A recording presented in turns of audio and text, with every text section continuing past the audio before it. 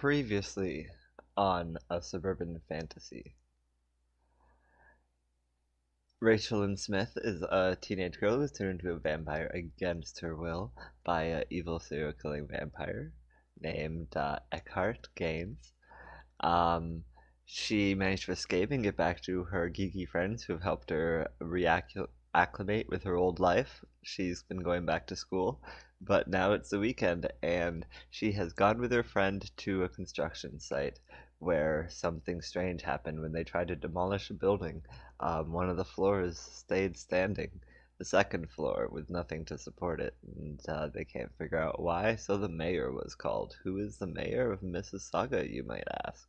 Which is the city they are currently in, and we will find out. But meanwhile, while that was going on, Ian and Tanya um, have a plan to talk to Mr. O'Byrne and find out the truth of his connection to a previous victim of Eckhart Gaines, someone Rachel has been seeing in her dreams. They previously hunted down more information about some of the old victims of Eckhart Gaines and learned some useful information, including that Mr. O'Byrne was somehow connected. So now they want to talk to him, and that's where we're joining in now. Let's go. Alright. A woman in a pink cardigan passed Ian and Tanya as they entered through the school's front door. She seemed to have a spring in her step, and she gave them both cookies before bouncing off to her car. That was weird, right? Ian asked, taking a bite out of his cookie. It was delicious. Ian didn't like coming to school on weekends, but he had to admit that cookies always helped. Tanya seemed in a hurry, taking the stairs two at a time to the top, and then waiting impatiently for Ian to catch up. "You really do refuse to run, don't you?" Tanya asked as he joined her at the top. "It's a life choice," Ian told her.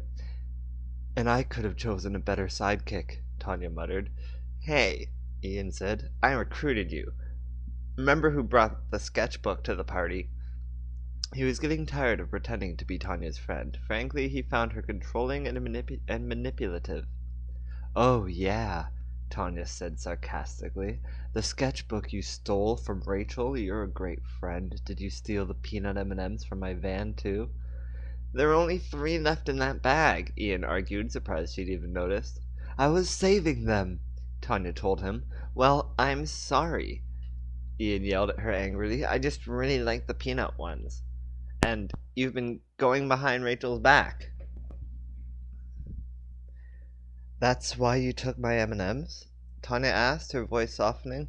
"Well, no, maybe indirectly. I was trying to get back to the other argument," Ian said. "I know you're purposely keeping her out of the loop." He'd hated not talking to Rachel, not hanging out with her. "If it's been such an issue, why didn't you just tell her?" Tanya asked. Ian wasn't sure. He'd never actually considered breaking his promise to her and just telling Rachel. "But you told me yourself," Tanya continued, pointing her finger at Ian and answering her question for him, "that she didn't even want to know about any of this." "Maybe not," Ian muttered, "but she has a right to know." Let's just get through this talk with Mr. O'Byrne," Tanya said. She seemed about as tired of fighting as Ian felt, "and try not to say anything stupid this time." The science teacher was teaching a lesson in his classroom when Tanya and Ian peered in through the window. Ian immediately recognized Danny McGreed, the bully Andrew liked to hate so much, sitting in remedial science. Pulling out his cell phone, he took a picture to send to Andrew, but the flash attracted Miss O'Byrne's attention. "God damn it, Ian!" Tanya said, slapping the phone from the window. The damage had been done, however, and Mr. O'Byrne waved for them to come in. Tanya opened the door and poked her head inside. "We can wait till the end of class," Tanya told him with a smile. "We just want to talk." "It's about Lily," Ian added, poking his head in below Tanya's. Tanya looked down on him. "Are you and Andrew both completely hopeless?" she asked. Mr. O'Byrne looked pale white. Class dismissed," he called out to everyone, sinking into his chair. Ian traded a look with Tanya that for once wasn't insulting to him in some way. But we just started, Danny McGreed said angrily to their teacher, raising a hand from his seat. Maybe if you didn't keep ending class early, he yelled, we wouldn't have to be here every dumb Saturday. And maybe if you did your homework, even once a week, I could have a life on the weekend, O'Byrne shot back. Danny crossed his arms. I'm not leaving until you finish your lesson. O'Byrne gave Tanya and Ian a tired look. If you leave now, O'Byrne said to Danny at last, I'll give you a B on the midterm. Hey, or nothing, Danny said. He looked to the other kids for support, but they were already making for the door with a frenzy to get back to their weekend. B plus, O'Byrne said. That's your final offer, Tanya told Danny, cutting in on their negotiation. Take it, or I'm going to kick your ass. It seemed Tanya, as student council president, had sway over even one of the biggest bullies in the school, or perhaps it was just the look in her eye that told the boy that she meant every word. Sold, Danny said, getting up from his seat and shaking Mr. O'Byrne's hand. Once he was gone, O'Byrne locked the door and turned on them quite suddenly, the teacher-student barrier completely torn down. What do you know? He asked, and his eyes burned with the fire of an old wound. That no one would ever believe Danny could score an A in science, Ian said as a joke. It didn't seem Mr. O'Byrne was interested in joking around. He fell back in his chair and shut his laptop. We know you dated Lily Carlyle around the time she got turned into a vampire, Tanya said, leaning over his desk. How in Hannah Montana do you know anything about her? O'Byrne asked. Hannah Montana? Ian asked. She's my hell, Mr. O'Byrne told them. Tanya ignored both their asides, and instead she metaphorically threw her best card on the table. The vampire that turned her in the 80s was named Eckhart, and I happen to know for a fact he was spotted in Toronto only a week ago. Now I know you're full of it, Mr. O'Byrne said, adjusting his tie nervously. I spent 10 years trying to learn even some small detail about him. Mr. O'Byrne slammed his fist onto his desk, encouraging Tanya to back away. I was going to kill that bastard. He was going to be my first real vampire kill. Well, Ian said, guess that didn't work out too well for you. We're done here. After all, if their teacher hadn't actually killed a vampire before, he was no more experienced than they were. Tanya wasn't dissuaded quite yet. What if I told you the vampire who turned your ex-girlfriend is the same one who turned Rachel? She seemed to have O'Byrne's attention. And he's coming to finish the job. You mean he's here? O'Byrne asked, jumping out of his chair. I can't help you, he raved, backing into the whiteboard behind him. I wasted my entire life trying to get revenge. Ian crossed his arms at his teacher's dramatics. That's not true, he told O'Byrne. It can't have all been a waste. You must have found time to do 4 years of teacher's college. Ian stopped for a moment as he considered what he'd just said. On second thought, maybe you're right. It wasn't all a waste, Tanya said with a sharp look at Ian. We know about the spell you put on Mrs. Carlyle's house. Did it actually work? O'Byrne asked with surprise. Christ, I'd gotten the spell from a pretty shady merchant in Rio. What the Hannah Montana were you doing there? Ian asked. Really? Tanya said, raising an eyebrow at Ian. I think it's funny, Ian admitted.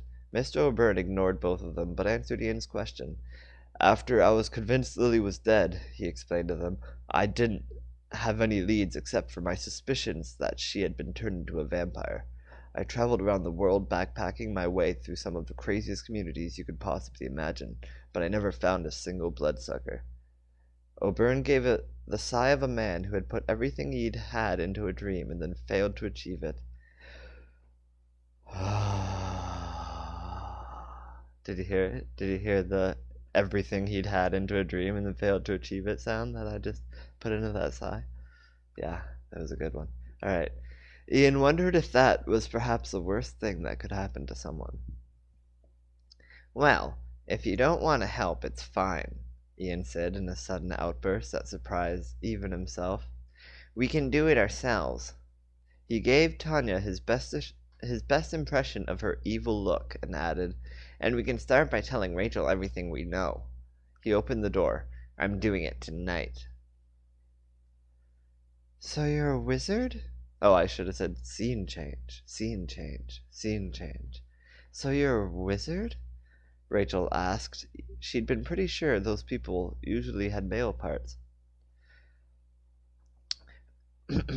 I, I never said it was my staff, Sylvia Gray clarified with a raise of her finger. Though I suppose that would be an easy assumption. She lifted the staff and began to walk with it toward the intact second-story floor floating in the sky. I took it from the tomb of a very old, very dead man. It is, of course, his staff, but he wasn't using it any more. So magic is real? Rachel said. Not exactly, Gray said. There was once an energy in this earth that people would draw upon to do remarkable things. She carefully stepped over a brick and turned to smile at Rachel. It's gone now, though. All that remains are items like this staff that still hold on to a tiny fraction of that energy. Are there a lot of magical things in the world? Rachel asked. Less every day, the mayor admitted with a sigh. I try to find the ones that still work, and I've been building quite a collection of them. Gray pulled a dorky... that's so strange. Boop, boop. Gray pulled dorky glasses from her pocket. These even, she said while putting them on.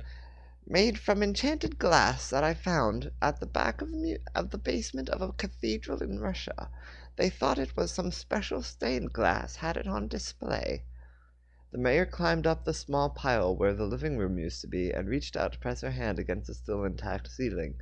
The smooth speckled surface was still a perfect white despite being in the center of a massive explosion. Oi! Came a call from Jane, who had opted to keep a safe distance back at the limo. Don't worry, Jane, Greg called out to the woman. This thing doesn't seem to be in any danger of falling any time soon. She lowered her voice so only Rachel could hear. She's always fussing over me. As an afterthought, the mayor added, Just don't tell her what you are. Gray chuckled. Vampires are a level 4. Rachel tried to pull Gray's attention back to the matter at hand, asking, Do you know what's wrong with this thing? She asked, glancing back at the ceiling. Yes, that. As far as I can tell, it's literally stuck in space.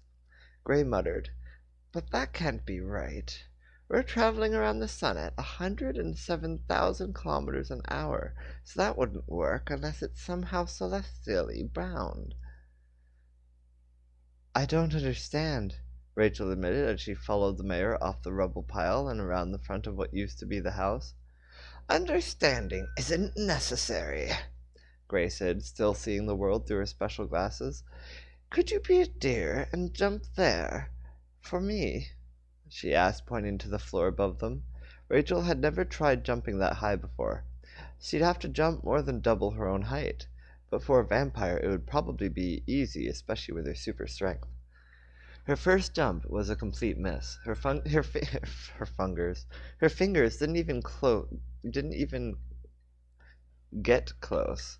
Jesus Christ, that's 2 spelling errors I found in one read through. Her fingers were no, I just read it wrong. Her first jump was a complete miss. Her fingers weren't even close to reaching the floor above them. She knew she could do better. And me, I knew I needed a water break.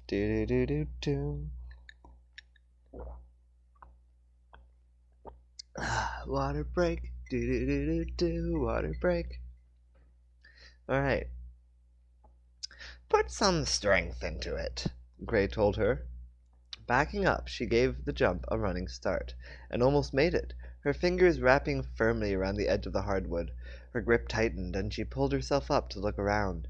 There were no walls on the second floor, or furniture, except for piles of ash and rubble. Just perfectly untouched hardwood floors floating above a rubble pile that used to be a house. Perfect, Gray called up to her. Now help an old lady, would you? The mayor lifted her staff and grasped her end tightly. Rachel grabbed the other end and pulled Gray up with relative ease. "Thank you," Gray said, getting to her feet. Rachel was still pumped about her jump. In hindsight, she figured she probably could have jumped even higher with another try. She was simply out of practice, trying to use muscles she wasn't used to using. She wondered if, with a bit of work, she might be able to pull off a Superman and leap tall buildings at a single bound. Maybe that was a little too much. Sylvia Gray straightened herself out and looked around the platform with her zany glasses. She said more to herself, taking off the glasses and putting them away. Nothing, she told Rachel. She frowned, pulling a surprisingly large candle from her jacket pocket and placing it on the wood. Reaching back in, she produced an old pocket lighter and used it to light the candle. Ksh! All right, she said, stepping back. I suppose we're done here. Gray walked to the edge of the platform, and, to Rachel's surprise, the woman just stepped off. "Oh my God!" Rachel blurted. Excuse me. Slipping to the edge and peering over. Gray was all right. Better than all right. It seemed she'd landed perfectly on her feet and was already making her way back to the limo. Rachel supposed she shouldn't have been surprised. The teenage vampire slipped to Gray's side. "So that's it?" she asked the older woman. Not even close," Gray said. "You did see something, then," Rachel said. "You had to." "The temperature of the platform was a good 30 degrees colder than the surrounding air," Sylvia said, reaching the limo and turning with her staff at the ready. Rachel wasn't sure if that was supposed to mean something to her. "Celsius or Fahrenheit?" she asked. Gray chuckled. "Celsius," she told Rachel. "That is still what we teach in schools, right?" Rachel was trying to follow along, but the mayor wasn't making her time any easier. "So the candle is going to warm the platform?" "Goodness, no," Gray said with amusement. "Not exactly. The candle is just a spark." Pointing her staff towards the platform, she seemed to concentrate for a moment, and suddenly the tiny flame upon the candle raged and grew and roared. Flames shot out in all directions as the fire engulfed the platform. The gulf and fired the platform. No, sorry. Jason and Mike ran to join them at the limo. What the hell's going on?" Jason asked. Mike seemed somewhat beyond words, and Jason's choice of cuss didn't seem to help. It's not working," Mayor Gray said, her attention firmly on the fire. Her grip on her staff tightened, and her skin was flush white. The fire roared even higher and burned brighter than ever, the flames reaching a near blue hue. "The mayor of Mississauga is some kind of New Age wizard," Rachel tried to explain to Jason and Mike as succinctly as possible. She had to yell over the cracking of the flames. The piles of rubble under the platform seemed to be melting, but still the fire had no effect on the floating hardwood.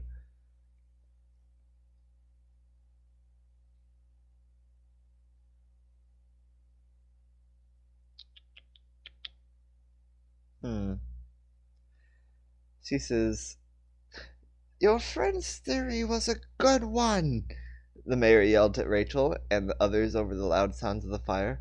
"If I were to hide a door to another plane, or dimension, or even hell itself, I would want to be able to find that door again, no matter how much time had passed. I would place a landmark over it, something that would always be there."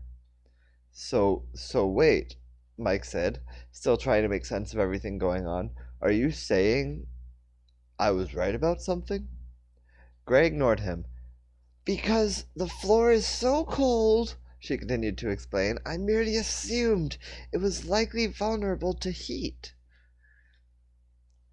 "So you're going to break down the door like Jack Nicholson from The Shining," Jason said a bit ahead of Mike. "Only with the fire instead of an axe?" He seemed to approve. "You guys are all insane and need professional help." "One thing at a time," the mayor said, thrusting her staff forward dramatically. The flames raged even higher and brighter, so bright even that Rachel found she couldn't look directly at them.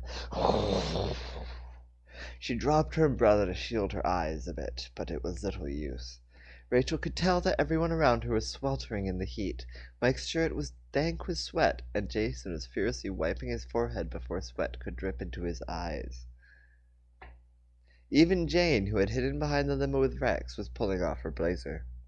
The fire turned from blue to an intense white, and there was a loud crack.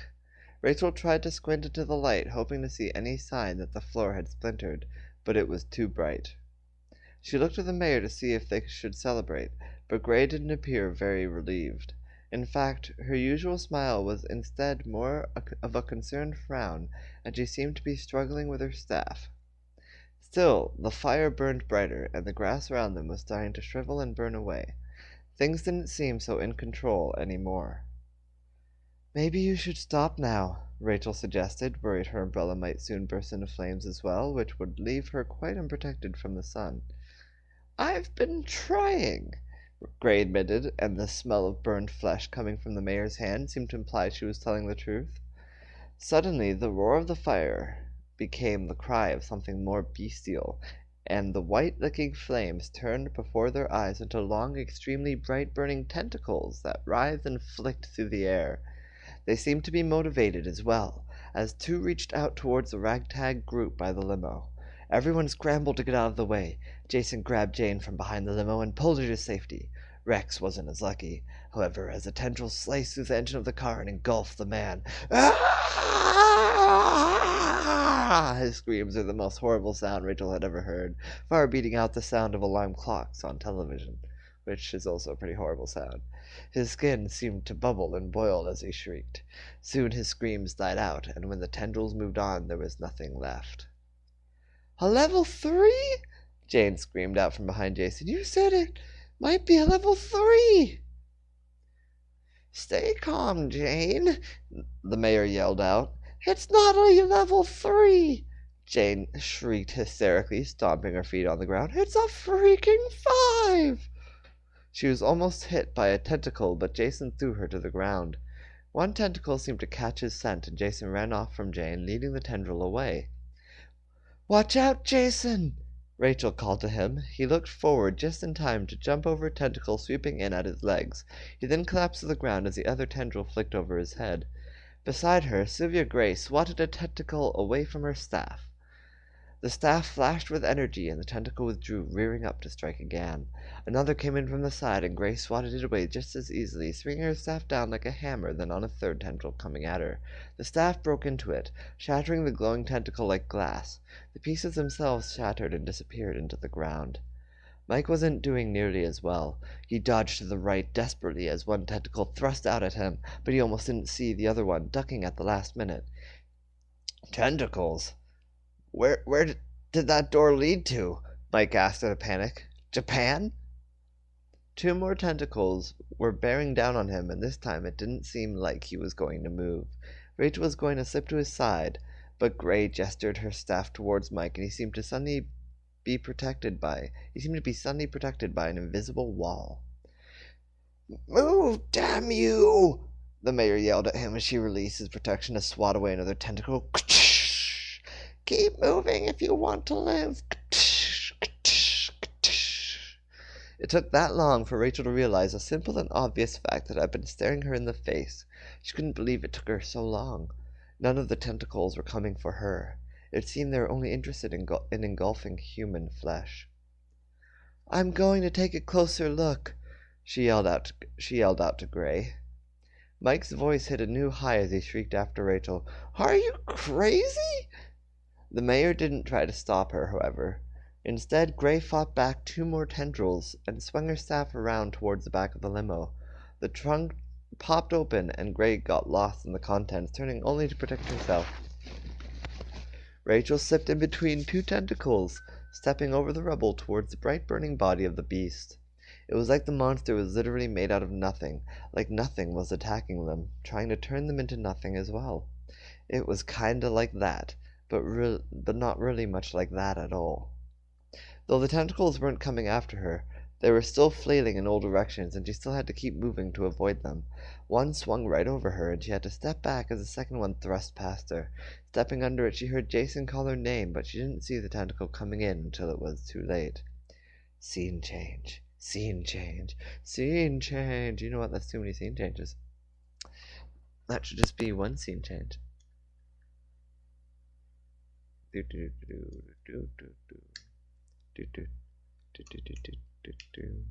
Alright.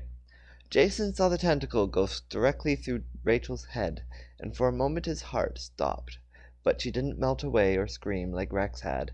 She just stumbled back and fell unconscious to the ground. Jason felt like he was watching her fall in slow motion. We have to help Rachel, he yelled to Mike. What? Mike shrieked. Screw that! I'm out of here! Mike turned and ran, ducking his head as tentacles stretched out after him. Jason wasn't about to give up on his friend so easily. 10 steps away from him, Rachel was lying on the scorched ground. She wasn't moving, and her umbrella had rolled away. Without the protection, her skin was starting to smoke and burn from the sun.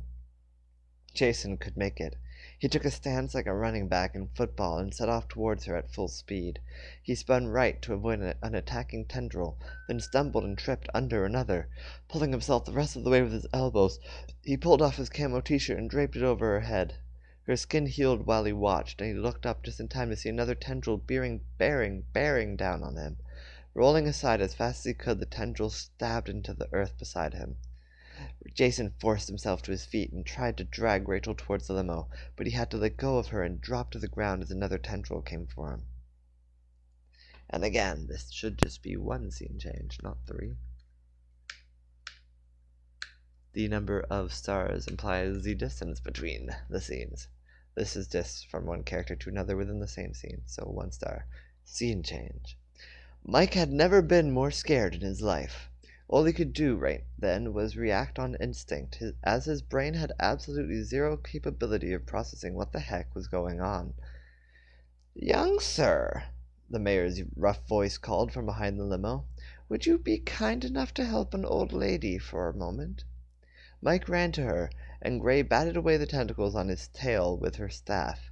She seemed to be leaning more on it now, and Mike wondered if all the energy she was expending might be tiring her. "Thank you," she said, handing Mike a jar. "I need you to hold this still now." She reached into the trunk and pulled out what looked like a normal bottle of Aquafina water. She filled the jar with the water-like substance, then handed Mike the lid. "Make sure the lid is tight," she said. "I'm going to need you to throw it." "What?" Mike asked. "I'm too old and weak," Grace said with a wink and a tired smile. "I don't have the upper body strength necessary." The jar felt cold to his touch, giving his hand a nice weight. "I was starting pitcher of a travel baseball team in a middle school," Mike admitted to the mayor. "Good," Gray said. "Then it's settled." Mike tossed the jar in the air and caught it. "What do you want me to hit?" he asked, taking a deep breath to steady himself. It didn't really work. "That thing," she said, pointing to the burning white center of the beast. "I need you to hit it as close to the center as you can. Your friends' lives depend on it." No pressure or anything. Mike tried to remember his time back on the mound, sucking on sunflower seeds and squinting through the glare of the sun. Only this thing seemed a whole lot brighter than the sun. Mike could barely make Jason out, still trying to get Rachel free. It was clear he wasn't going to make it. Mike had to act now or never. Winding back his arm, he sprang forward, and the jar left his hand like a bullet. He watched with smug satisfaction as it curved around a tentacle and struck somewhere deep, maybe even against the wood of the platform. Suddenly, from where the jar hit, a large bubble of water spread quickly out and throughout the fiery beast. The water didn't put out the tendrils, but instead contained them within a bubble. Any stray tendrils sunk back into the bubble, and for the first time in what seemed like an hour, or at least 10 minutes, they could breathe. "What did you put in that jar?" Mike asked. "Water," Sylvia told him. Mike thought her answer to be wildly underwhelming. "It was the jar that was enchanted. For holding. It takes on the property of whatever you fill it with." "And you can just cast those whenever you like?" he asked with awe. "Actually," Gray corrected with a raise of her finger, "you're the one who cast it, not me. By your definition, I believe that would make you the wizard." He was lost for words again, but she simply smiled kindly at him. To answer your question, however, I only have 2 jars left, she told him. I must therefore be very careful when to use them, because there might not be any more in the entire world. That's a bummer, Mike frowned. Indeed. Surveyed the damage done. The rubble piles were now more like melted slabs of concrete. The bubble itself seemed to be evaporating, the water inside slowly building to a boil from the heat. Our hold on the creature won't be very permanent, I'm afraid, Gray warned. Mike's heart froze in his chest. Oh, that's not good, he said. Help me, Jason called out, dragging Rachel to the limo. She's still unconscious. I'm afraid there are bigger problems than your friend, Gray warned Jason. If we don't figure out how to stop this thing, its reach might continue to spread until it engulfs the world.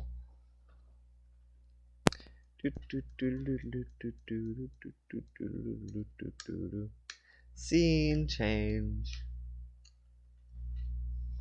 For Rachel, the world was eternal darkness. Hello? Rachel called out. There was someone else in the darkness with her. She could just make out the familiar female form. Lily? No, Lily said in a voice that was both booming and masculine. No, Lily said in a voice that was both booming and masculine. Decidedly not Lily's. You have previous dealings with this body. I took the form simply so you would be more comfortable with the concept. What concept? Rachel asked. That I'm dreaming? No, the thing said.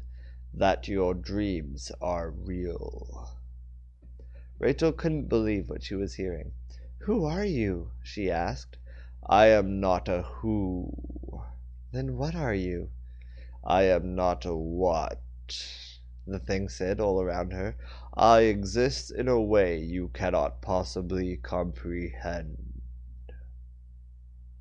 Well, that's not really an answer, Rachel said with a frown. She was finding herself extremely unsettled. I apologize, the lily thing said. So what should I call you? She asked. Whatever you wish. Rachel was starting to remember where she'd been before the dream, the floating floor and the fire. What was that thing that attacked us? Rachel asked the whatever. What you stumbled upon wasn't, as your friend Mike Jones said, a doorway to hell. It was a rip in space itself, a tear into the sea of dark matter that flows under every galaxy in the universe. How did you know what Mike said, or even his name? Rachel asked. I know everything about you.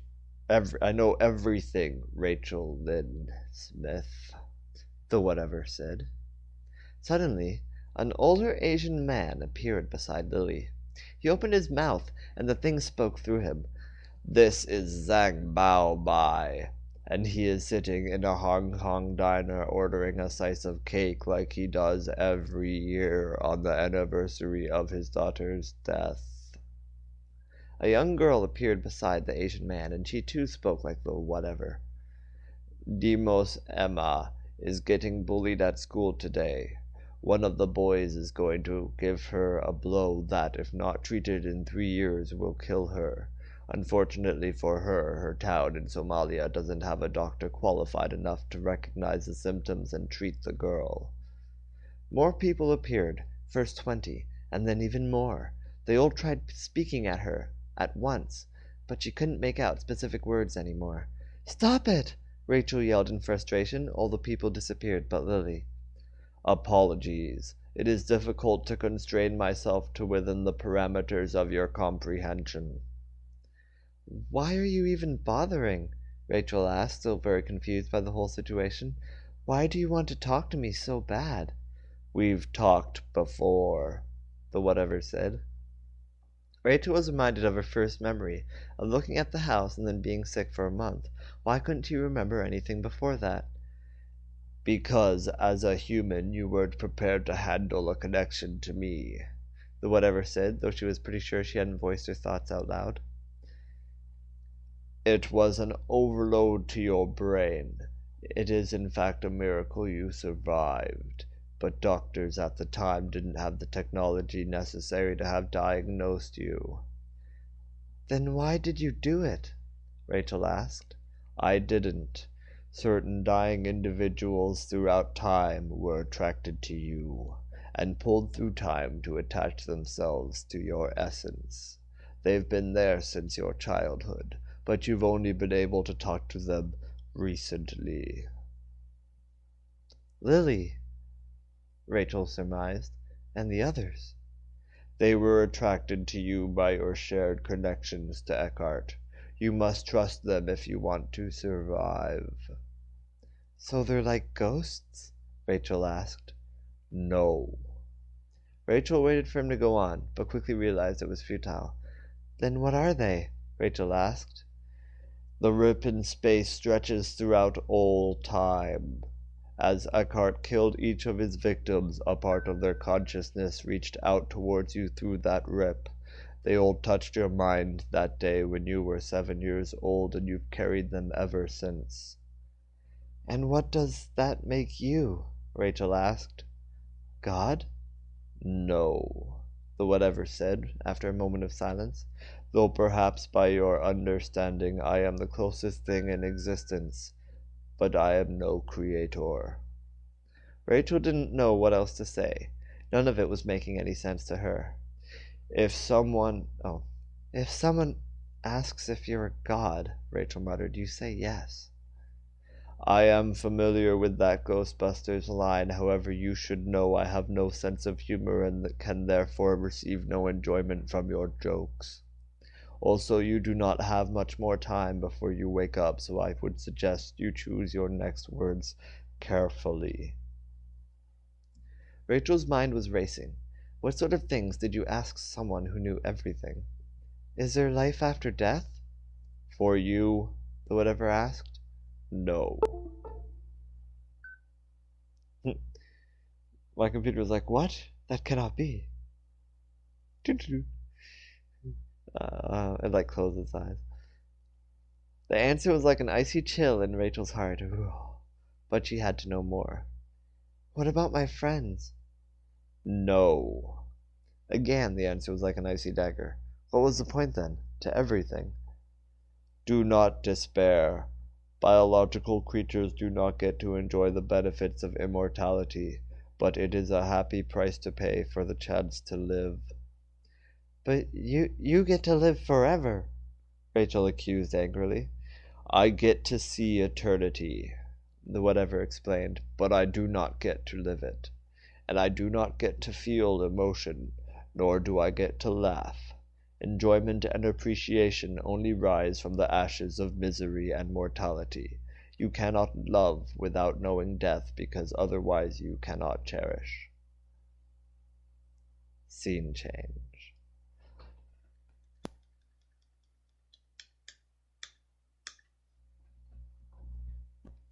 Rachel, wake up, Jason pleaded, swatting a bee from his face. 2 more bees flew past, and now that he was starting to really look, he realized there were actually a surprising number of bees around, more than he could count. The bubble was still surrounding the tendrils, but the water inside the bubble was boiling. The tendrils still swam slowly throughout the bubble, making it shrink as more and more of the water evaporated away. Have you thought of anything yet? Mike asked Mayor Gray for the 7th time. She'd been sitting inside the limo for the past 20 minutes when the door opened, just deep in thought. Would you give it a rest? Jason begged, swearing to himself as he got stung. What's with all these damn bees? Bees are interesting creatures, Gray said, speaking from the back seat for the first time. Peering out, she surveyed the lot with interest. Did you know that if all the bees in the world were to disappear, all the life as we know it would likely end within 4 years? Gray asked the boys. We've all seen the happening, Jason muttered to her.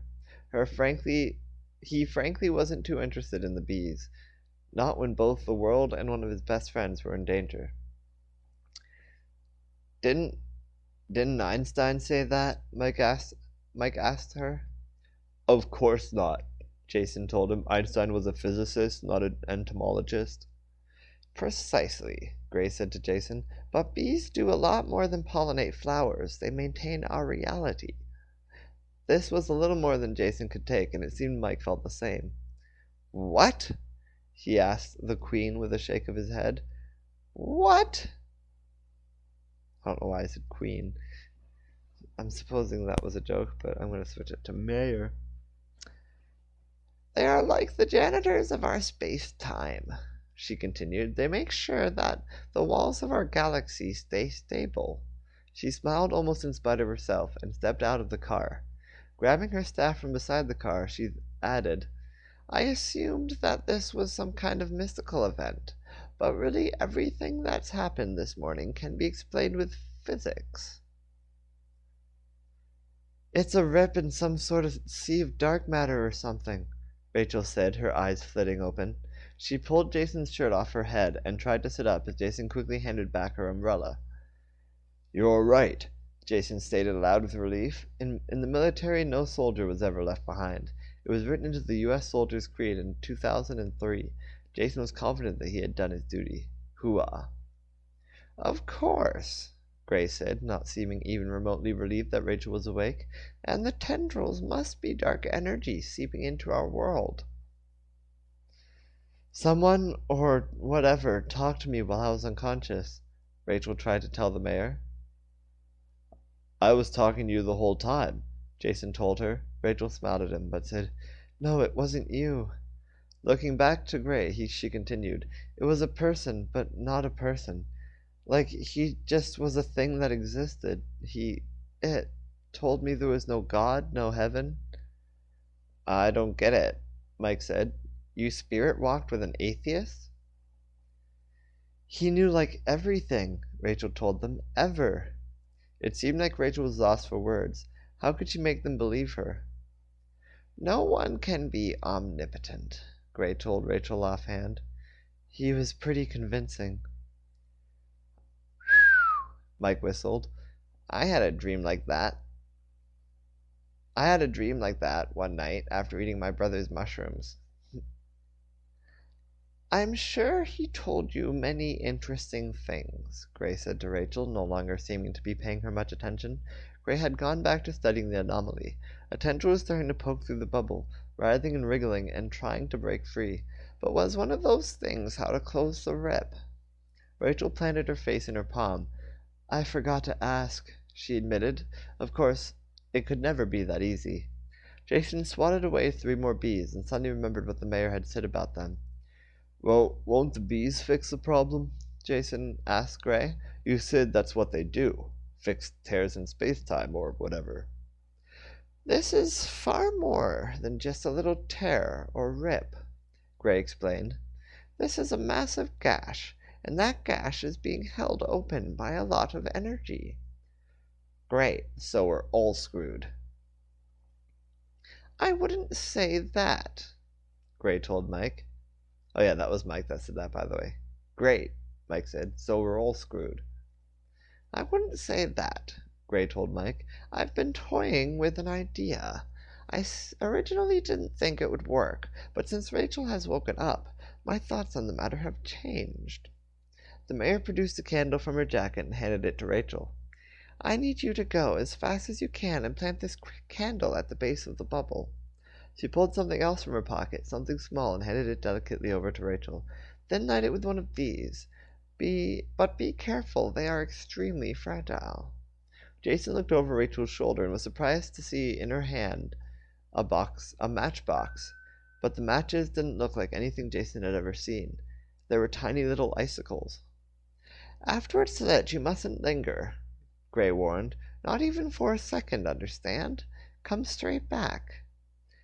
Yes, Mayor, Rachel said, disappearing before their eyes. Mike threw up his arms in frustration. I'm done trying to make sense of all this shit, he proclaimed. Gray whispered quietly after Rachel. You can call me Sylvia."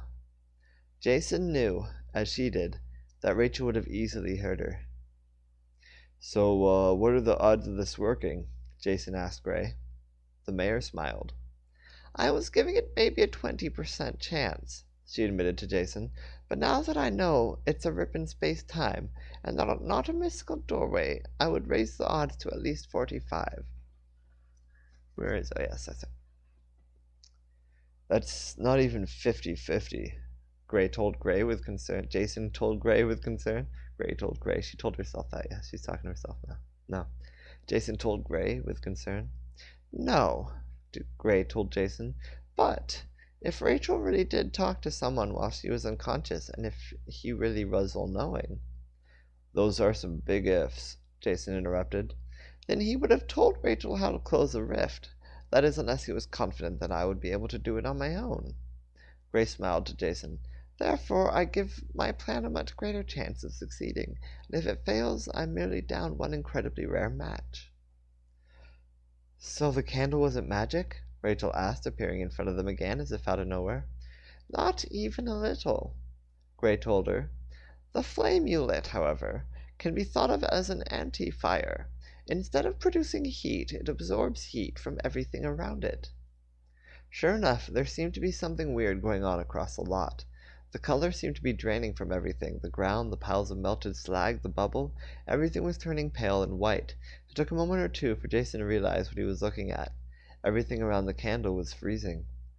The bubble quickly became a massive solid ball of ice, and the tendrils poking through the bubble completely solid. What happens when it melts?" Jason asked with concern. Gray stroked her chin. "Keep in mind, I'm feeling right now.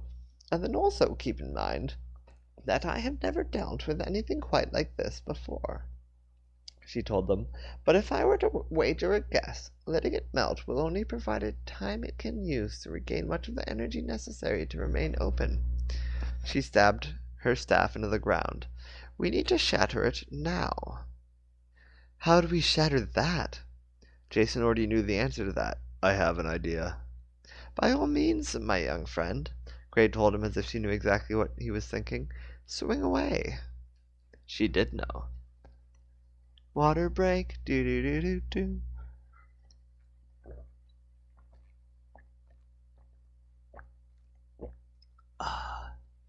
Water's delicious, do-do-do-do-do, so delicious. Climbing over the tread, Jason sat down behind the controls of the crane and lifted the wrecking ball high into the air. "Heat is energy," Gray yelled over the roar of the crane so Jason could hear her. "If we break it while it is still frozen, the rip won't have the energy necessary to remain open and should immediately seal itself." She didn't have to say any more. Jason got the picture. It was up to him to make things go boom. Pulling on the levers in front of him, he brought the crane around, and the ball swinging dangerously side to side. This was the day humanity showed that it could overcome any obstacle with just the right tools. Pulling back, Jason swung the ball into the frozen orb, and the ball went right through. The tendrils and everything shattered on impact, and the ball took out the middle of the orb. The two sides fell, shattering into the ground below. There was a cheering from outside, but Jason wasn't done yet. Bringing the wrecking ball up until it was steady, he dropped it. He dropped it hard on a large chunk of ice, shattering it into pieces. He raised the ball high in the air and did it again. "That looks like fun," Mike said as he joined Jason by the controls. He shoved Jason aside so he could sit on half the seat. "Let me have a go." "Do it," Jason said, releasing his hands on the levers. It's those two levers there." Mike dropped the ball on another chunk of ice. Rachel's voice could be heard from outside. "Can I try?" Scene change. Scene change. Scene change. Hannah Lynn had another interview that day. After the first one had gone so bad, she'd considered not even bothering with the second, but she couldn't just give up. She had 3 kids depending on her. She'd found the job posting in the classifieds, and it had been very unspecific. Assistant wanted for political figure, it had said, and Hannah had been expecting to find herself outside some law firm or the home office of a regional MPP. She didn't expect to be standing in front of the Oakville Mayor Joseph Dixon's head office, but that is exactly where the address led her. The building was supposed to be a feat of modern architecture, or at least that was what Hannah had read in the paper. Outside of the building was built almost entirely of some special glass that darkened in sunlight to keep the building at a regulated temperature. The new city hall had been brought up at the town meetings as a misuse of city budget. Turned out, after an inquiry, that not only was the building so green they didn't need to pay for utilities, but the solar panels on the roof made so much excess power that, for every day the building stood, the city was making money. They just sold all their extra electricity to the power grid. The mayor had made the bold claim that the building could pay itself off in a year. In reality, it took 6 months. Hannah always knew the mayor was smart. Charismatic, too, but she never really trusted him, and certainly never voted for him. Sometimes he just seemed a little too smart for his own good. The kind of smart that made someone start to think they were better than everyone else. And now she was going to go in there and ask the man for a job. As she neared the glass doors, they opened for her and invited her into a beautiful front lobby with 2 tall trees, one on either side of the door. There was a glass escalator that took Hannah up to the front desk on the second floor, where a blonde woman with glasses was taking calls behind a computer. "Mayor Dixon's office," the woman said into a headset she wore around her head. "Please hold."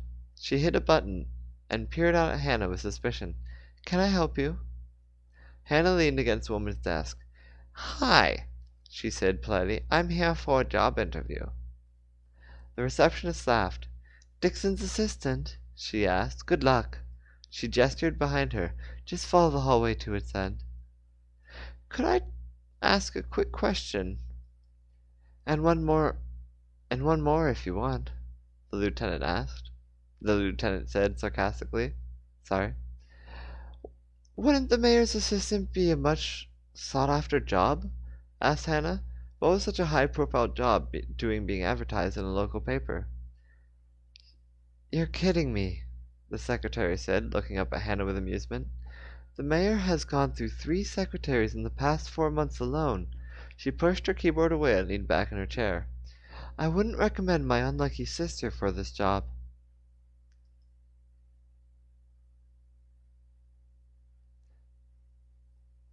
"Right, right," Hannah said with a nod. That was a risk she'd have to take. "I might be a tad more desperate than your unlucky sister," she admitted to the secretary. "Don't worry," the woman said, pulling around the desk so Hannah could see she was in a wheelchair. "This place is a headquarters for the desperate."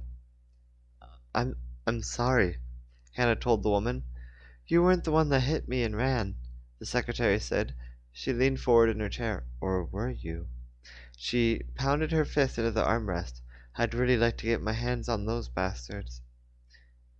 "Wasn't me," Hannah insisted, raising her hands innocently. "I've never driven into anyone in my life." "Good," the receptionist said, returning to her desk. "I like you already." "Why?" Hannah asked. "'Cause I haven't killed anyone with my car?" "Among other things." Hannah was about to leave, but she had one more nagging question. She knew she probably shouldn't ask, but she went for it anyway. Do you still consider your sister the unlucky one?" The receptionist frowned. "She has Down syndrome."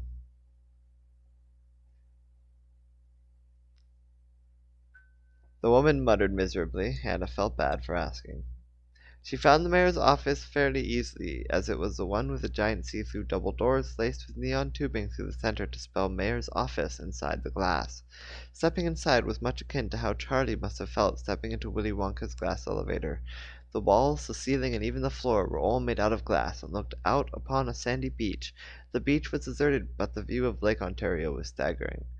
There were still pictures on the wall, a couple standing lamps, and even a particularly peculiar-looking brick fireplace. There were 2 people in the office. One Hannah did not recognize. The man had white hair and an expensive-looking suit.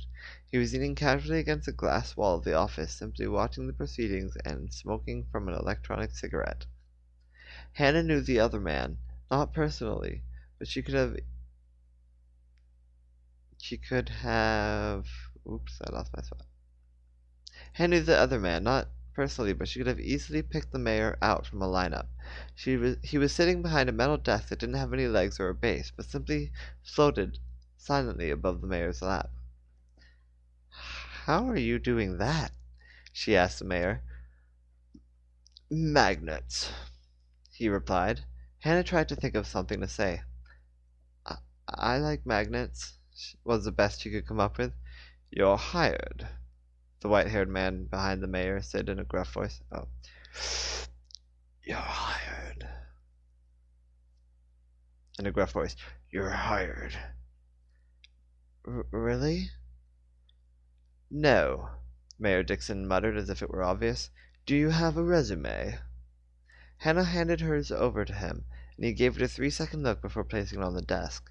The mayor had peppered brown hair and bright blue eyes that seemed to glow across the room, and Enola's ads on TV.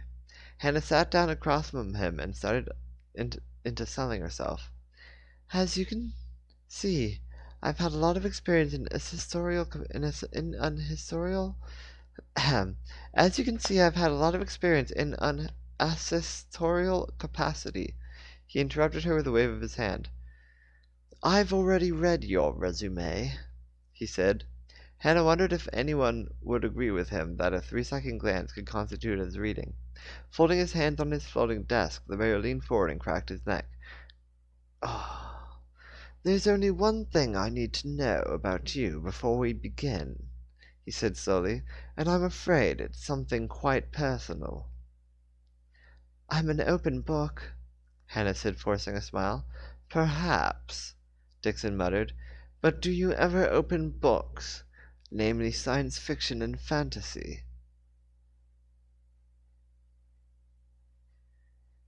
He's asking if you enjoy the genre," the older man behind the mayor explained after an awkward moment. "Science fiction?" Hannah asked, thoroughly confused. "It's no big thing," the white-haired man said, taking another puff from the hiking series. So what? I misread that, sorry. The white man said, taking another puff from his e-cig. The end lit up with a dim blue glow, and he exhaled the odorless vapors with a restrained glee. The last assistant my client had under his employ became obsessed in the waning days of her involvement here. Oops, this is the white-haired man behind with the e-cig. "It's no big thing," the white-haired man said, taking another puff from his e-cig. The end lit up with a dim blue glow, and he exhaled the odorless vapors with a restrained glee.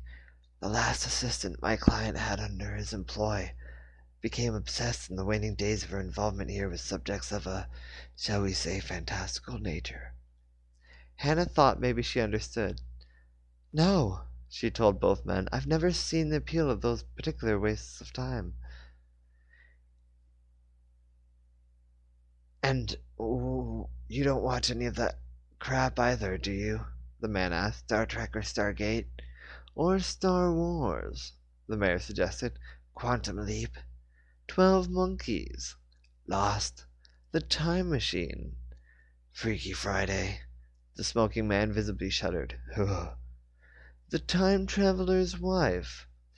The man shot Dixon a look. "Really?" he asked through his smoke. "What's next, the Notebook?" But it's in the title," the mayor said. He leaned towards Hannah. "All right, you're allowed to watch that one." Hannah just looked at the both of them and shook her head. "I haven't even heard of most of the things you just said," she told them. "That's all right," the man behind the mayor asked. "I don't think 12 Monkeys was even a movie."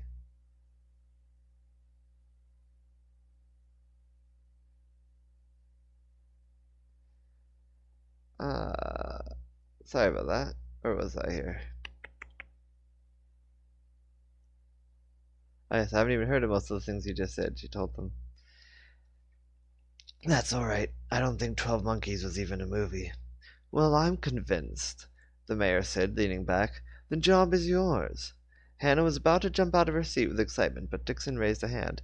"If you can complete a quick test." What kind of test? Oh, nothing really, the mayor told her, smiling. A simple errand. Scene change, scene change, scene change. Remember, Jane yelled to Jason and Mike, you will all be receiving confidentiality forms by email. Please print them out, sign them, and fax them to me as soon as possible. You don't have my email, Mike said, dragging his feet back to his car. We're the government, Jane boasted. We have everyone's email. Jason laughed from beside Mike. You're the Canadian government, he told her. Half your police force still ride on horses. That's just a blatant over-exaggeration, Jane complained, and you know it. Rachel stayed back for a few moments just so she could have a talk with the mayor. So this was probably just a normal day for you, she said to Gray once they were alone. And I still have a lunch with the Vice President of the United States, Gray said with a warm smile. I'm afraid this has been beyond even my expertise. The older woman then admitted to Rachel more seriously, I had no idea what I was doing. Turned out, And I still have a lunch with the Vice President of the United States, Gray said with a warm smile. I'm afraid this has been beyond even my expertise. The older woman then admitted to Rachel more seriously, I had no idea what I was doing. Turned out that the floor was a band-aid over the rip, not a door. I tore the band-aid free and almost doomed the world. But you must fight monsters like every day, Rachel argued. The Sunfire gang said they ran all the supernatural in Toronto out of their town into yours. There were never any monsters in Toronto, Sylvia Gray told Rachel. The gangs there have a very manipulated view of the events during the second half of the 1900s. Rachel opened the passenger door for the mayor to climb into the limo. She seemed tired and sunk deeply into her chair. Just before World War II, the mayor explained, a particularly Jewish family of collectors, not too unlike myself, my apologies, found a prediction of what was to come for their beloved but tattered country. They fled Germany to come to America, but a couple of the boys in the family were unhappy about leaving their home behind. A divide was drawn between family members, but since they couldn't take their frustrations out on each other, they began terrorizing the people of Toronto. The boys were all clever illusionists, you see. They created night terrors on innocent people and invoked fear up and down the streets.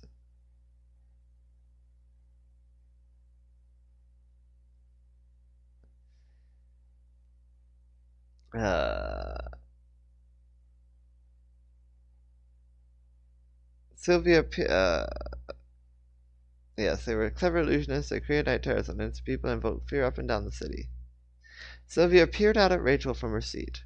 When the father learned about the trouble they'd been causing, she said, he moved them out of the city and into the suburb. Rachel thought it funny that Gray would call Mississauga a suburb.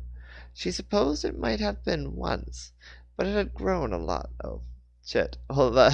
I'm an idiot. Alright. I'm so sorry. Alright. Sylvia peered out at Rachel from her seat. Yeah, let's go back a little bit more.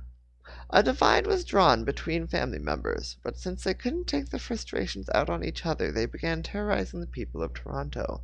The boys were clever illusionists, you see. They created night terrors on innocent people and invoked fear up and down the city. Sylvia peered out at Rachel from her seat.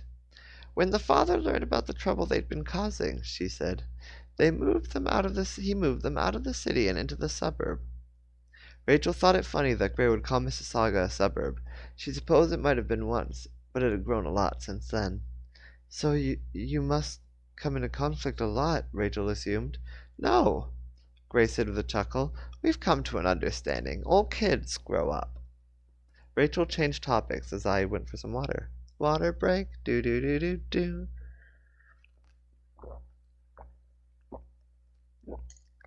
Water break, do-do-do-do-do, water break. Rachel changed topics. She had so much she wanted to ask Sylvia Gray, and, like her conversation with the whatever, she didn't have much time. Why wasn't the dark energy attracted to me? She asked. And why didn't it burn me like it did Rex? I would think that was obvious, Gray said. You are a vampire and he is not. She thought for a second. Though I'm just assuming, my guess is really as good as yours. Perhaps it was because he had a Y chromosome. I'm guessing that's unlikely, Rachel said. Is it because maybe I'm fueled somehow by dark energy? I would hope not, Gray admitted, but some connection between dark matter and vampires would explain why you were able to interface with the tendrils of energy and speak to your whatever. Your whoever. No, it was whatever, Rachel corrected her. Whatever, Gray muttered. Rachel had more questions, but they weren't about monsters or magic or dark energy. Am I going to live forever? She asked. I don't know, Gray admitted. I don't believe you'll age. So I'm going to be a 16-year-old girl forever? Rachel asked. And what about my period? It's late. Can I still have babies? I know very little about vampires, Gray told her apologetically. I would say the same goes for every human on Earth. Gray shook her head and sighed. Did you try asking your sire these questions? The prick who turned me into a monster against my will and then tried to kill me? Rachel muttered. At the mayor's pitying look, she added simply, He wasn't a very nice man. A common trait among vampires, it seems, Gray said. Yeah, exactly what she said. But you're different, Gray told Rachel, leaning out of the car. Scrutinizing her one more time, the mayor added, You're special. Rachel shrugged. I'm really not, she told the mayor quietly.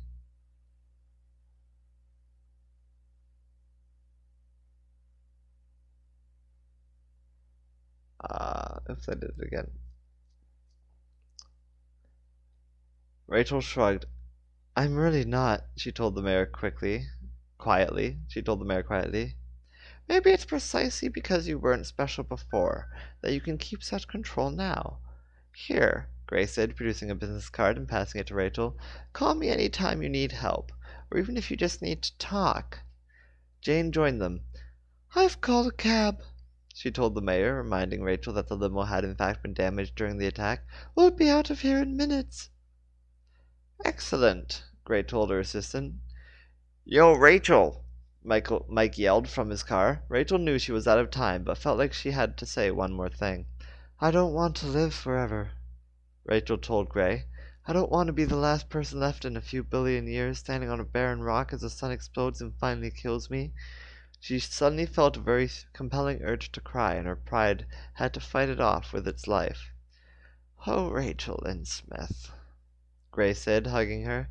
Might I suggest keeping your focus a little more short term? The mayor released her. We could both die tomorrow, or in 200 years. Though I'm human, there's no telling whether or not I'll outlive you. But what's the point? Rachel complained. What's the point if there's no life after death? Gray still smiled warmly as she placed her staff back into its long bag. Rachel, Gray said her name again, don't let what anyone says change what you believe. But what if they're right? Rachel asked. What if they happen to know everything ever? It doesn't matter, Gray said. It doesn't matter what you believe. If I want to spend my whole life planning for an Egyptian afterlife only for there to be no afterlife, well, it really won't bother me at all because I'll be dead. But it would have all been a waste of time, Rachel complained. Maybe, Gray said, but it'll have all been a waste of time no matter what. Lingering on what is only just as much Lingering on it is only just as much of a waste. Maybe this is all a big waste of time, but I've had some fun along the way. That's enough for me to leave this world a content woman. The end is never the best part of the story. It's always the journey that matters. Her cab arrived, and Rachel said her goodbyes before joining Mike and Jason in the parking lot. Today has been the craziest day of my life, Mike told them. Yeah, Jason admitted. Mine too. They both looked to Rachel, who could only shrug.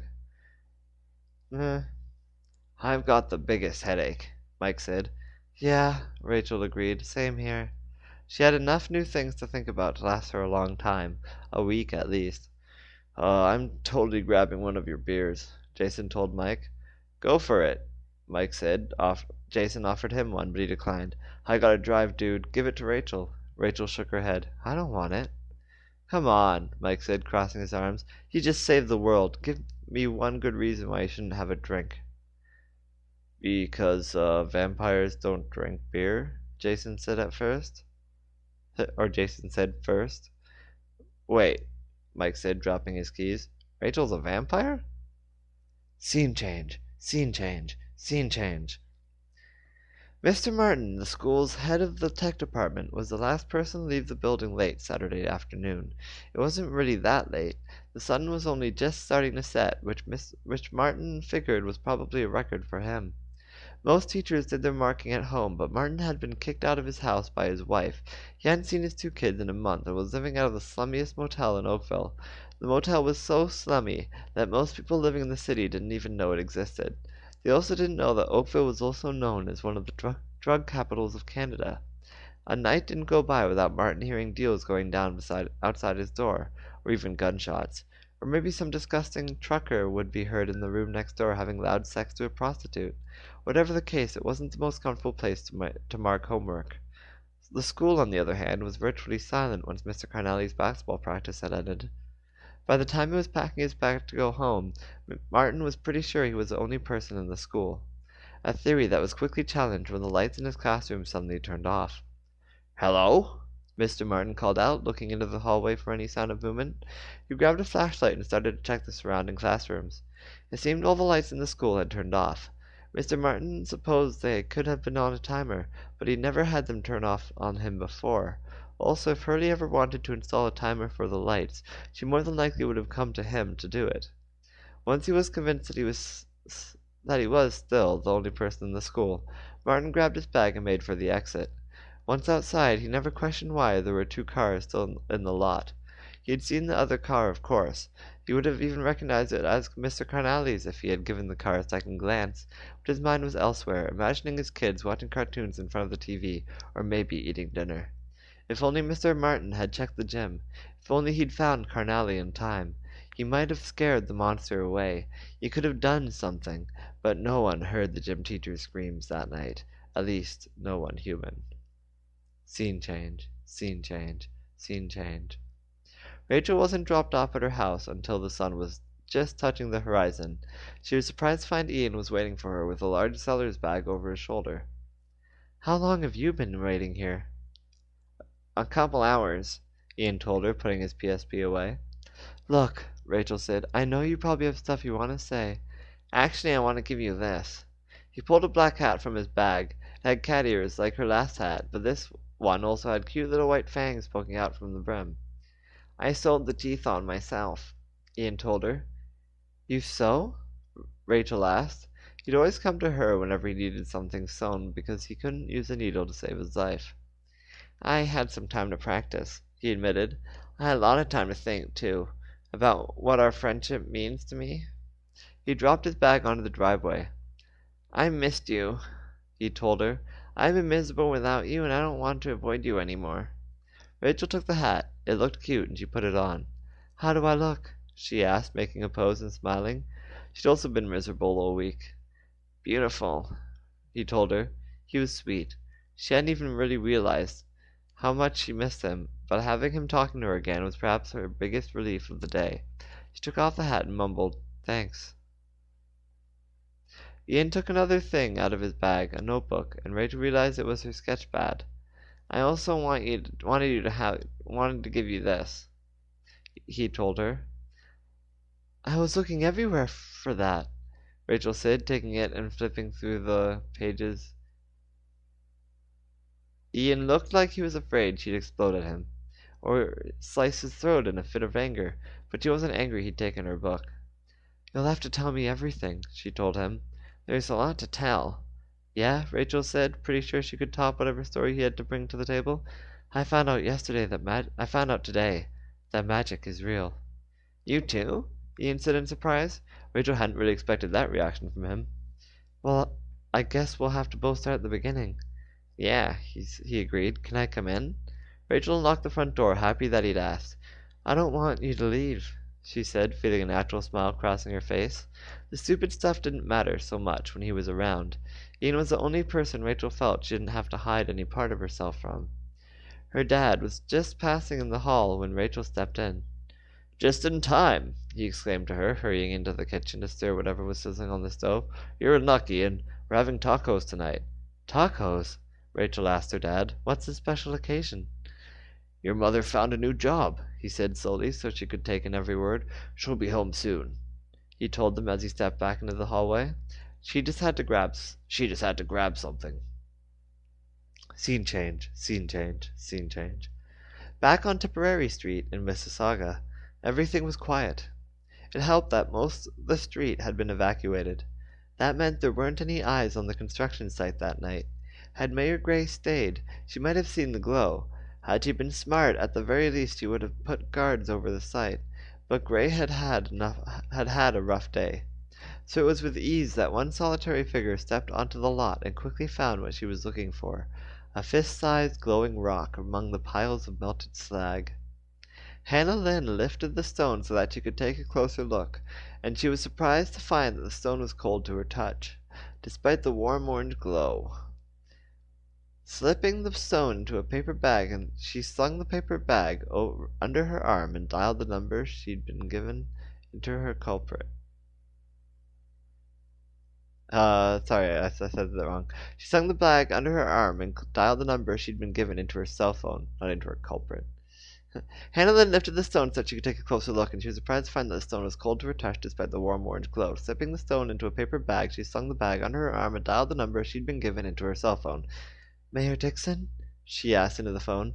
I've got what you wanted. Scene change, scene change, scene change. Rachel's parents were in such a good mood that night that she had no problem convincing them to let Ian sleep over. The two of them had been lying on her bed watching a movie on her laptop when she supposed she must have fallen asleep. Her first clue was suddenly finding herself in some sort of Japanese dojo. Her second clue was a French woman wearing a tri-corner hat attacking her with a sword. Rachel raised the sword she conveniently found in her hand for defense, but the woman easily batted the sword away and out of Rachel's hand, and landed meters from her. What the hell? She yelled to the woman. She'd seen the woman before, in another dream, still wearing the three-pointed hat. Pick up your sword, the woman said in her thick French accent, tapping Rachel's cheek with her blade. You do not have a lot of time. I know what you are. I know who you are, Rachel said loudly, hoping others beyond just this one woman would hear her. And I trust you're trying to help me, but I don't think you can. Bullshit, Lily said, appearing out from the corner of Rachel's eye. Eckhart is a strong soul's man, the French woman told Rachel. She was slim with a military jacket and a musket on her belt. I would know. I trained him. I think what we're asking for is fair, Lily told Rachel as the teen vampire picked up her sword. You can live your normal life during the day, she said, but spend your nights here, training and learning how to beat Eckhart with the lovely and talented Genevieve LaBelle. It all sounded crazy to Rachel. Learn how to fight? Like really fight? Did she have it in her to be a warrior like Genevieve? Could she even become good enough to defeat Eckhart? Can it be done? She asked the French woman, curling her fingers around the hilt of the blade. That, my dear, Genevieve told her, is completely up to you. The woman brought her sword up to attack. En garde! And that is the end of chapter 10. The next chapter is chapter 11. Do you believe in time travel? Is the name of the chapter. So that'll be interesting. Rachel is learning to fight. That will certainly lead to more action and more fun times and a faster pace and all kinds of craziness. So you guys can have that to look forward to. The next chapter will probably come, I'm thinking, maybe next weekend. So you guys can look forward to that. Until then, I hope you guys chill out. Don't stress. Don't work too hard.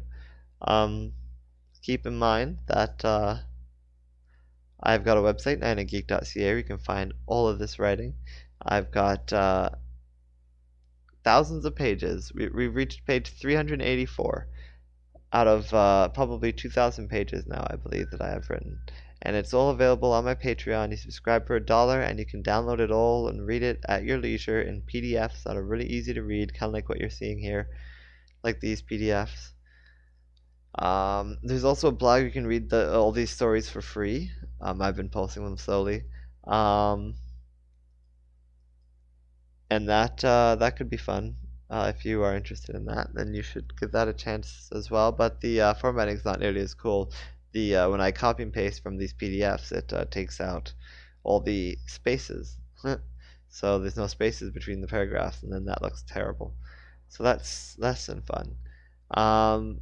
But if you don't want to pay the $1, that's one way to read the stories and catch up and be ahead of everyone else who's just listening to this podcast. I also have video game streams that I do, and I have all kinds of great stuff. And I have a Twitter feed. You can follow me at Andrew Gatesy. That's A as in Andrew, N as in neighbor, D as in diarrhea, R as in rainbow, E as in elephant, W as in Walking Dead.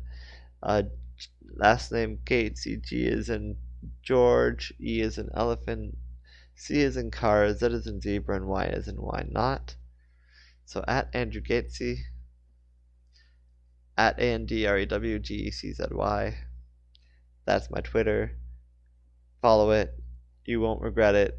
I talk a lot of, I bash conservatives a lot. People call me a child, and crazy, and SJW, snowflake, every predictable name the conservatives can come up with to devalue and diminish my opinions and my beliefs. But I'm not crazy. I'm not a child. I do know what I'm talking about. I do pay attention to things. Conservatives the conservative platform is evil, and people who support conservatives are either evil themselves or just plain ignorant and have fallen for the blatant propaganda. I mean, is every Nazi evil?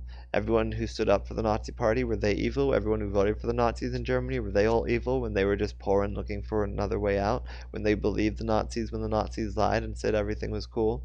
But that is what's going on right now. It might not be Jews in ovens.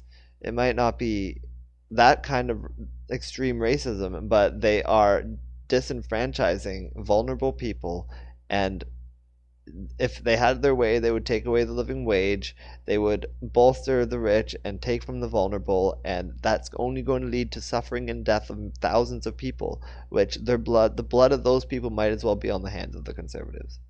Seriously, I'm not crazy. It sounds like extremist talk, and whenever a conservative hears it, they love to scream, "Oh, well, that's all bullshit, and you're listening to lies." But they're the ones lying. They're the propaganda machines. They're the perverts. They're the crazy people. We need to stand together against this. You can't keep hiding from politics, because it is good versus evil here. It is blatantly good versus evil, and when you choose to step back because it looks ugly or dirty, you're letting the evil prosper. You're what happened to the New Republic in Star Wars. These are allegories, and people. It's hilarious when I was on this Doctor Who stream, and all these conservatives are going off about how they hate the new Doctor, the female Doctor, and all the PC messages being shoved down their throat, ignoring that the Doctor's been liberal this whole time. You can't have a good versus evil storyline and be pro-conservative. It doesn't work that way, because conservatives believe against the living wage. They believe that a single mother who works full-time hours does not deserve to make enough money. Works full-time hours at a fast food joint does not deserve to make enough money to feed her kids. I've literally been argued that before by conservatives with a straight face, and they look at me like, why are you calling me evil? I don't understand. They literally believe that if a woman is raped, she doesn't deserve to get an abortion. That abortions are wrong and evil or something like that, when, for the record, the alternative is having young innocent girls be forced into pregnancy they didn't ask for and didn't want, forced to have their bodies change, body modification and torture, basically the pain that people go through with childbirth, that us men who make these rules that they can't have abortions couldn't even possibly understand what we're talking about.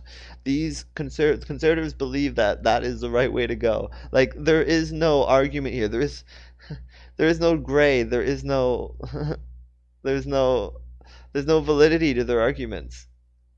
As much as they would argue that, as much as they would desperately try to get people to treat them as valid and bully anyone who tries to tell them that they're wrong, like, they are evil.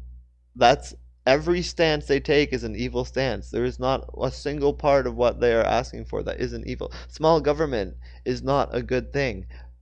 When you see their idea of small government, which we have because it's been just as many conservative presidents as there's been liberal presidents, and you've seen their idea of small government. It involves taking from needed services that help vulnerable and needy people and puts them into tax breaks for the rich and the military again and again and again. That has and building a wall to prevent immigrants and greater immigration reform so we can go after the immigrants because they're the real threat.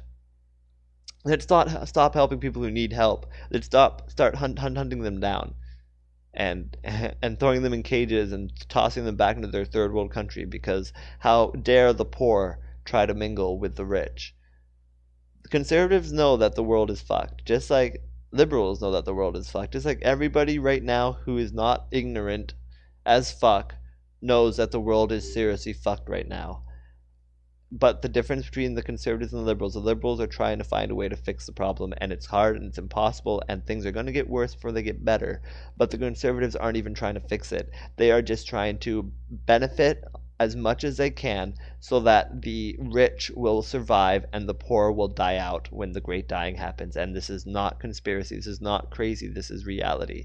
And this is important shit. And this is honestly what I believe. And I will continue talking about this. And I'll continue discussing it. And I will continue to stand up against the trolls and the hate and the bullshit on the internet. And you should too. And people should stop being silent. And silence is just as bad, because I mean, look at Star Wars and the Last Jedi. Look at the Canto Bight scene. What do you think that was all about? The people who just did nothing, who stood silent, who saw, no, both sides have their their pluses and their minuses. Those are the, you're perpetuating it more than I saw an argument on Twitter about gamer dudes and how gamer dudes are the most toxic fan base, and it's like ignoring the fact that all of these toxic gamer dudes are all conservative. Every single one of them are conservative gamer dudes. So really, it's conservative gamer dudes, not all gamer dudes. But of course, a lot of people are just blaming old gamer dudes because that's what this whole conservative trolling thing is it's about going into our media and dividing us and making us attack each other and not attack them. So in fact, a lot of people in this are taking the side of the conservatives. Like, it's just creating more and more division. And when you continue to not speak out against it and let these things be said and let these trolls be the overriding voice and the loud voice on the internet, and when you don't silence them, we don't shut them down, then you're letting them win, and then more people will hear their message, and then more people will believe that they have validity. And I mean, that's how the Nazis spread. And people keep saying, well, conservatism isn't Nazism, and it's not necessarily, but they're they're certainly growing in the same way, and they are certainly just as dangerous. That's all I have to say. So if you have a problem with what I'm saying, then I mean, you can make a bad review, or you can stop listening to me, or you can call me crazy or a child or whatever. But I'm not crazy. I'm not. And that's how I'm going to end it here today. The next chapter will be chapter 11. Do you believe in time travel? I'm sorry I made this political, but I believe politics is in everything, and I think they are important, and you can't ignore them. And that's 99geek.ca presents. We are the 99%.